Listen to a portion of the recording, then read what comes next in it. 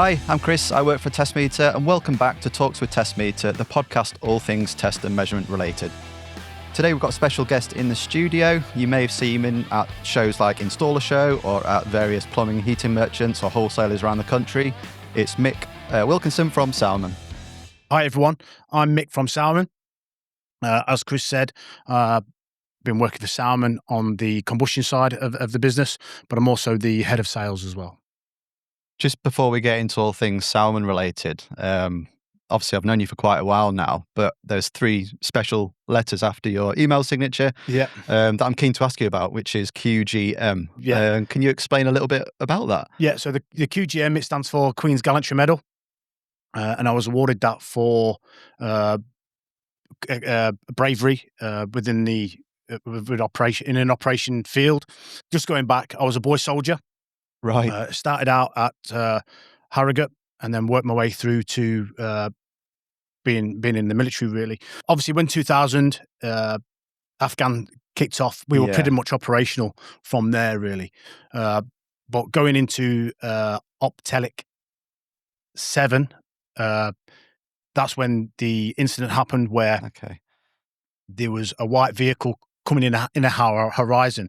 We had been sent out to do some what they call VP checks, which is like a vulnerable point check, and we was on one of the most famous roads really for any sort of IEDs going off. So we were there checking that road to make sure that all convoys going in and along that road were all safe. However, on the opposite road there was a Danish, what we call a white vehicle, which is all armoured. It's an armoured land cruiser. But it is white in colour, and we see it on the horizon on the adjacent road.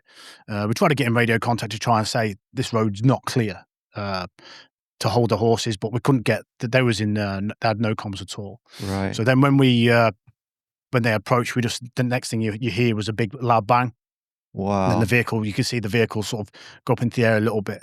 I was one of the warrior commanders, and then we was what we'll call a Warrior, which is a big armoured vehicle, a little bit like a tank, but more of an APC type in the rear. We went across to check out the incident, and we noticed that at that particular point, there was still life within that vehicle. So we tried our very best to get them all out. Yeah. We only managed, unfortunately for us, to get the 3 out of the 4. The driver that was inside, he took the main impact, so he was no longer no longer with us even at that point. But we did manage to get the other 3 guys out. Unbelievable. And funnily enough, I still speak to some of the Danish guys, even over social media. Wow. I've even been over to see them once as well. So since I've been a civilian, so it's a very humbling but very nice. Yeah, I bet. I mean, those 3 guys are going to be like close for life, right? No, definitely. When I was awarded by the Queen, the Danish president was there, but also those guys and their families was there as well, which made the actual day, although it's special anyway, because you're sort of surrounded by people like Ryan Giggs was there. Wow. All the famous people that you've seen on the TV were there, but because again it goes in reverse order of importance. I was one of the guys at the rear, which obviously means that you're getting one of the most important medals of that day or of that term. Yeah, so it was a bit of, like I say again, a humbling experience, but really one of a bit of excitement. What obviously when those guys were there as well, it turned into an emotional an event.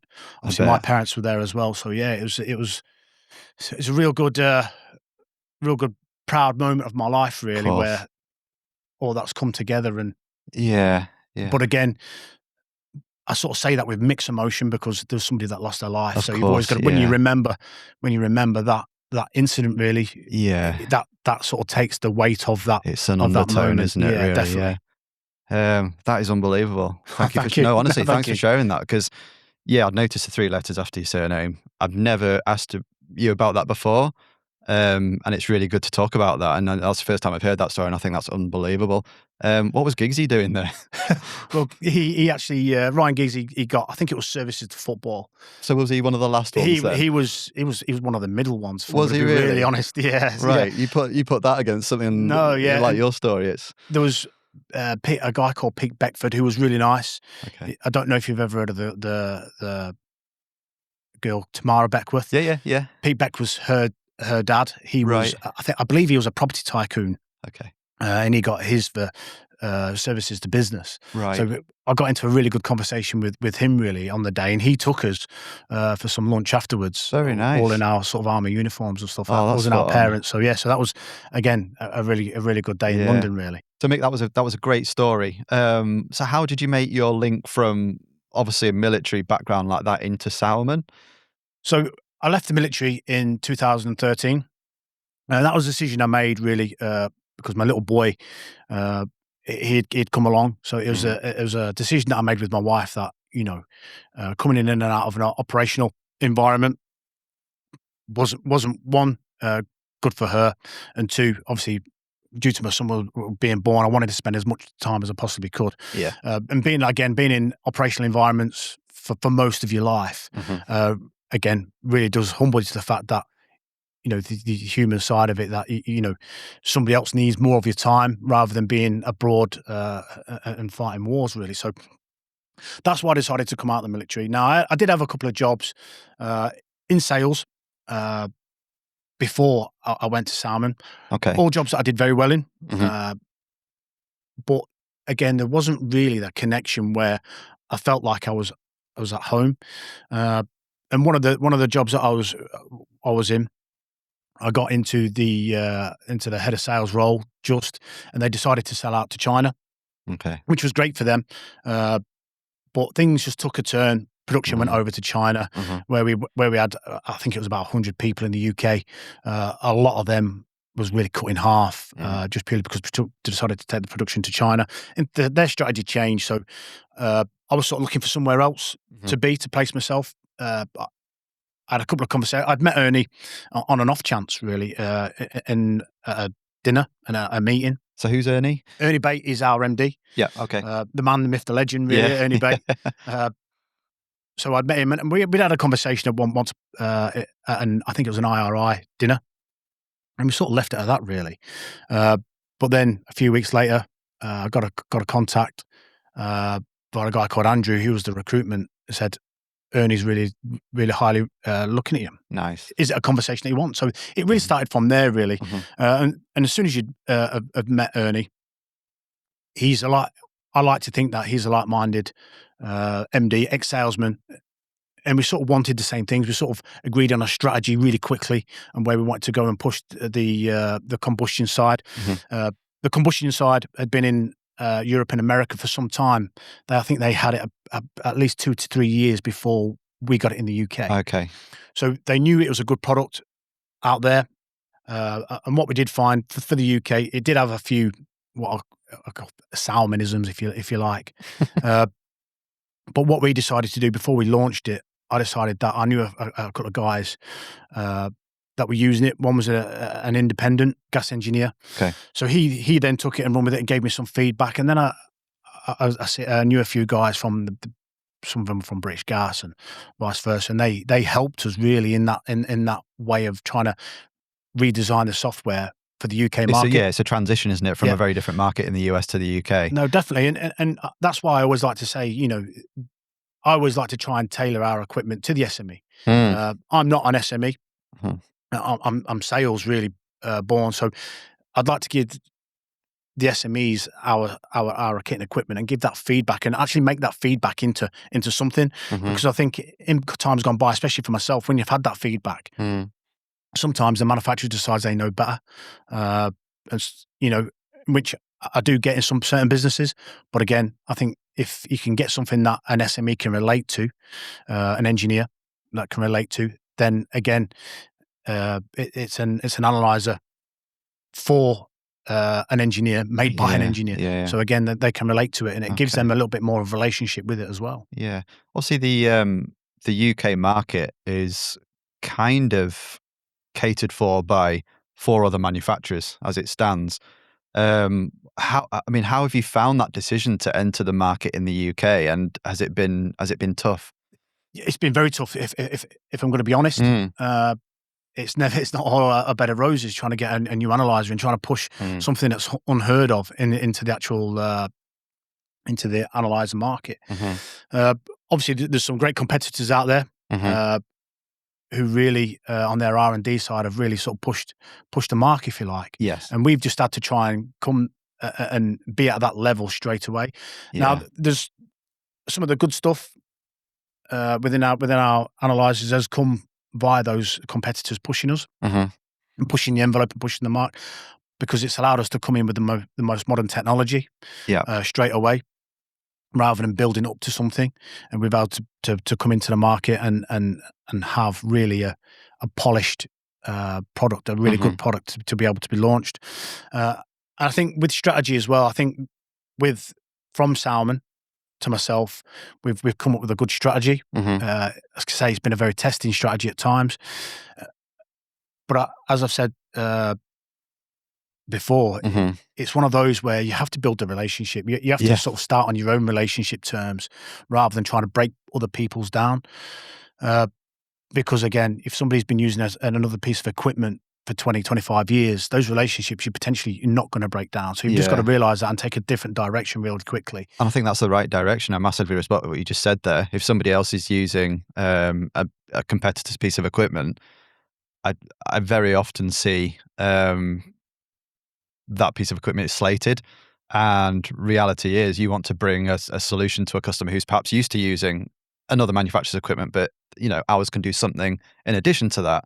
So have a go with it, see what you think of it, and definitely, Chris. And I think trying to break into that market and trying to break relationships is very, very difficult. If you've been using a piece of equipment for 25 years, the last thing you want is some young, fresh person that you don't know trying to tell you, oh, you're best using this one because it's better. It often doesn't work like that. So when we're breaking down to the strategy, we wanted to try and build our own customers. That's why one of the first and foremost we got our distributors in play, really. And then that allowed us, we got our distributors in play fairly quickly. And then that allowed us then to go to colleges, do toolbox talks, presentations, to try and build our own customers from scratch. Because as you've said before, those relationships are built over potentially a career if you can break into them early enough. So that was really the decision that we decided to take early. And again, we've gained customers via that, and also we've decided to try and break into the modern market of social media. Now, social media is a powerful tool, and obviously over time it changes. But again, we've broken into that. I think we've done it really well. And again, we're gaining now sales off the back of social media because they've heard it, they've seen it. On the TikTok short videos, we've been able to do some short training videos to say, this is how you customize your front screen. This is how you set up your alarm systems. This is what the CO cutoffs are. Rather than giving a big YouTube video for an hour of my voice, we could break them into short videos where people actually get a lot more views on those shorter video platforms. So again, that's been a real sort of big tool for us, and we've used again from the modern technology of Sauermann to the more modern strategies going forward, and that's how we've been so successful to now, really. I think the good thing about this channel, and obviously what we're doing here today, is that we can put this conversation out on YouTube, and people are able to see, about you, your history. They're able to look at obviously the equipment that you sell as well. But some of these snippets might go out onto other channels of social media as well. So now that we've got the chance to do it, are there any myths surrounding the Seeker range that you want to put to bed? Yeah, so I think one of the main myths is in our brochure that's advertised with pre-calibrated sensors that you can change yourselves. That's really only designed to really sort of, if there's any issues with any of the sensors, we can change them fairly quickly to try and give less downtime really to the end user. Now, the main myth of that is because you can change your own sensors, it doesn't need calibrating. Now, that's a myth really that we have to debunk really, really quickly, just purely because we don't set those rates. That's set by the British standards and UK regs. That the unit of that of that analyzer has to be calibrated. That's statutory law, isn't it, for the gas industry? Yeah. So that myth, was quite a big one when it first came out. I'm seeing that it's into our brochures, but again, those pre-calibrated interchangeable sensors were there just to try and relieve the downtime. Every 12 months, the analyzer still has to be calibrated. Yeah, sure. So that's obviously a USP that you can offer over your competition. Are there any other USPs about the Seeker range that you want to put forward? Yeah, I think again when we came into the market, we knew that we had some USPs over our competitors, and I think some of the brighter ones has been battery life.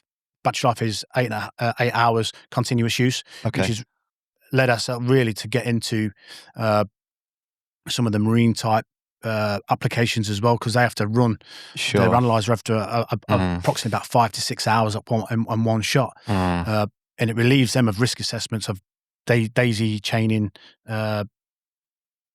power cables all the way through Understood. boats and submarines and stuff. So that battery life has actually given us that USP to be able to break into that market really. But also, you know, having confidence that your battery's not going to run out too quickly, is a great thing. But you can also run it with a cable as well.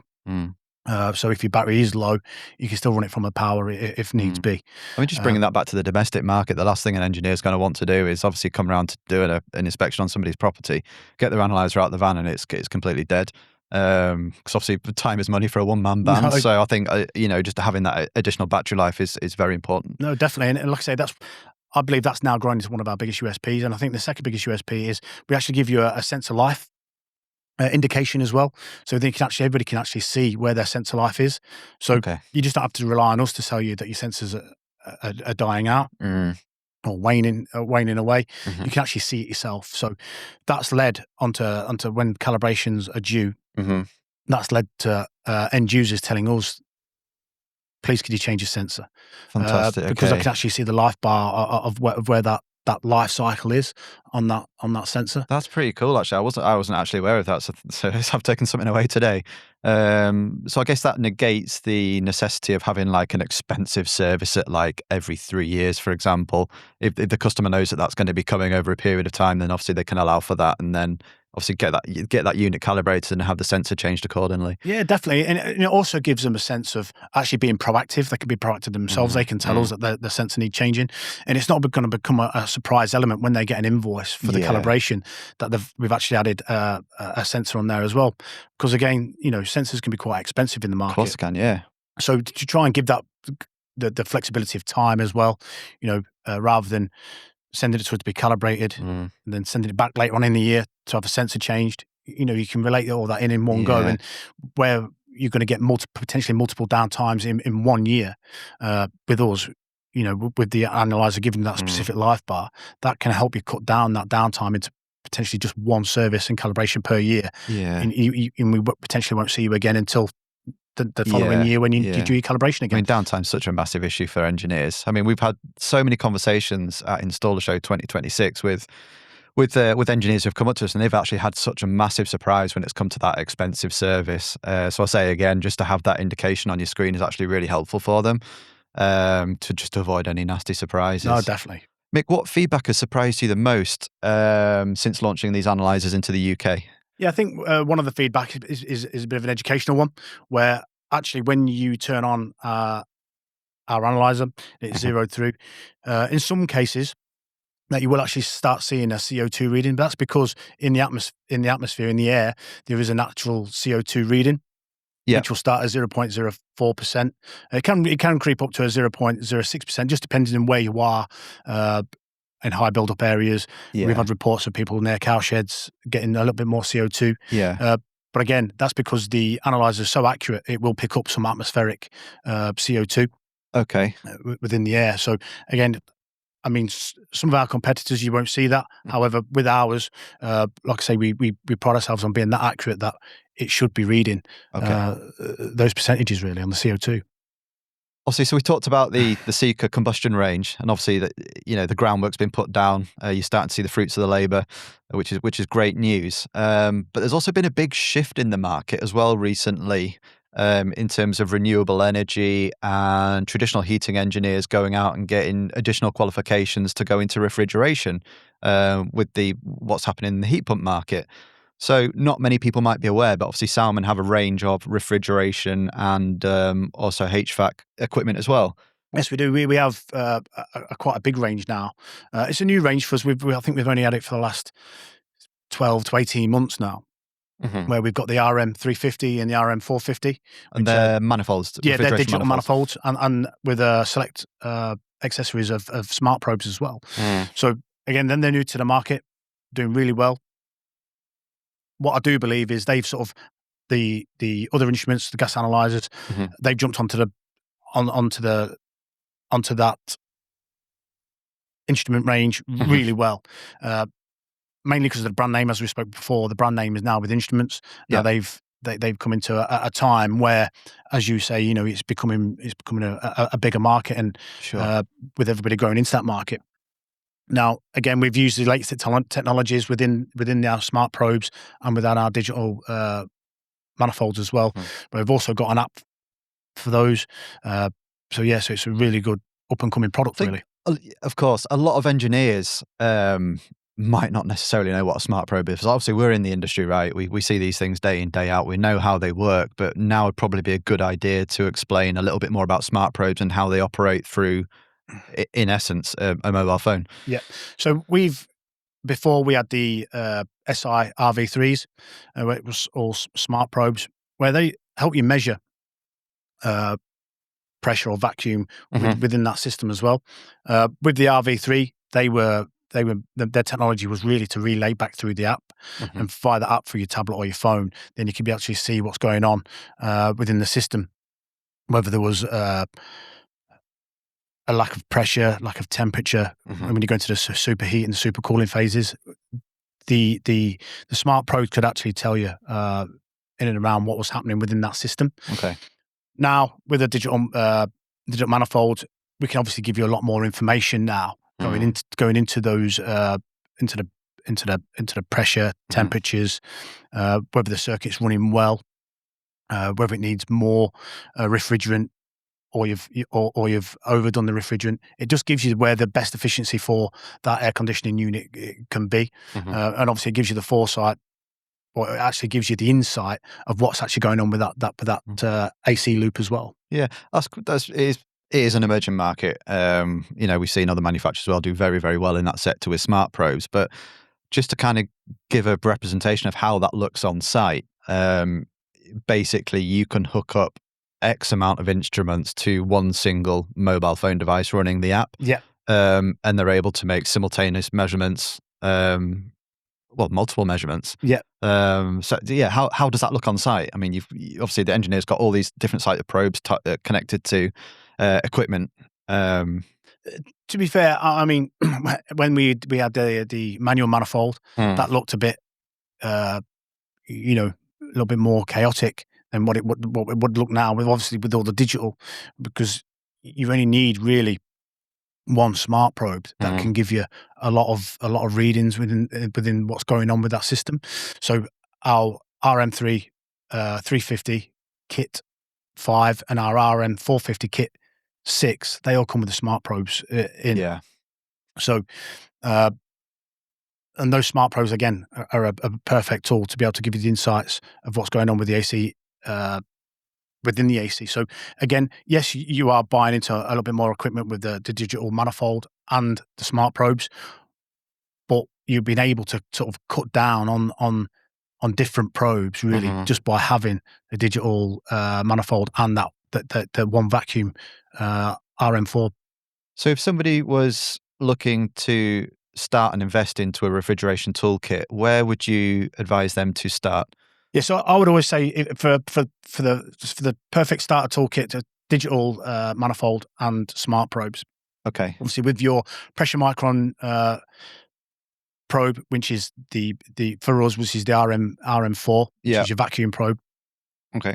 Obviously, you can tell you so many different things about the actual AC loop as well. So we could tell you whether it's overpressurized, underpressurized. Underpressurized with refrigerants as well, and it can also tell you with the temperature readings with the superheat and supercooling as well. Okay. So it just gives you a lot more of a field of view of what's going on with the actual system itself. So obviously we touched briefly there on obviously the challenges that face the refrigeration engineer and obviously the changes that are coming around. So while we're talking about that, let's talk about the future of that industry. What might every engineer have in their van in 5 years' time that they don't have now? Again, I think I've sounded like a little bit of a broken record on this one, Chris.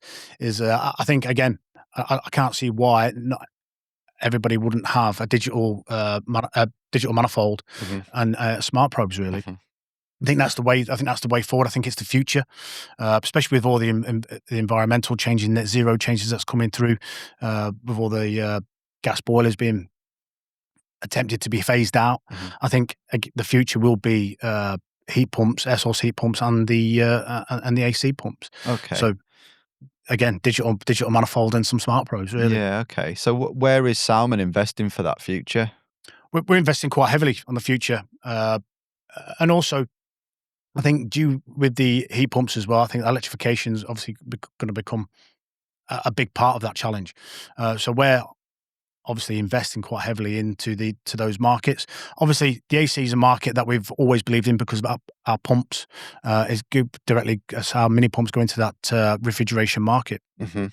So we've got a lot of SMEs, experts coming in out of that field and giving us that advice. So we're definitely having a lot of investments with a lot of new products, even with the RM 350, 450s coming out. That's, again, a recent product that we've invested quite heavily into. Yeah. But again, whatever we can do to make those better, to keep them above or alongside the competitors, that's where we're going to be competing. Okay. So what would you say the biggest opportunity for a HVAC engineer might be over the next decade?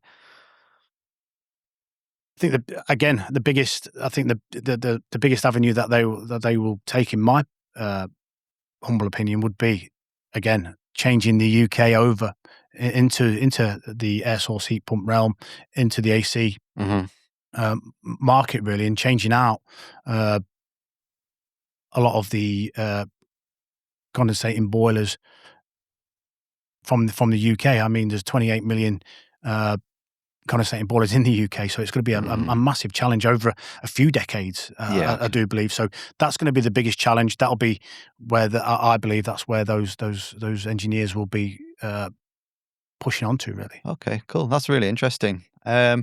Just coming to the last section of the podcast now. This is going to be quite fun. So let's have like a quick fire round of questions. Satman and Bourne, your favourite Sauermann product? The Seeker 130. Why? Just purely because of what it does, what it's capable of, and really, from my point of view, it's the fastest selling analyzer on our market from Sauermann, really. So yeah, it's done really well in the market, and a lot of people like it. So it's the Seeker 130 in stock at Test Meter, by the way. Most underrated Sauermann product. Most underrated Sauermann product, I believe, again, is potentially the Seeker 030, because it has a big brother within the 130 with a touchscreen internal memory system and a higher rated pump. They believe that that's one of the better pumps to have. Yes, it's our most premium, but the 030 can do just as much as that within the domestic arena as well. This is a tricky question, but one instrument every engineer should own, and I know you cater to multiple markets, so come on, let's go. So again, one of my favourites is the Seeker 130. Everybody should, or we would like to own one of those. Yep. Also for the AC market, we have the digital manifold and the smart probes as well. Yeah, so like a kit, for example. No, definitely.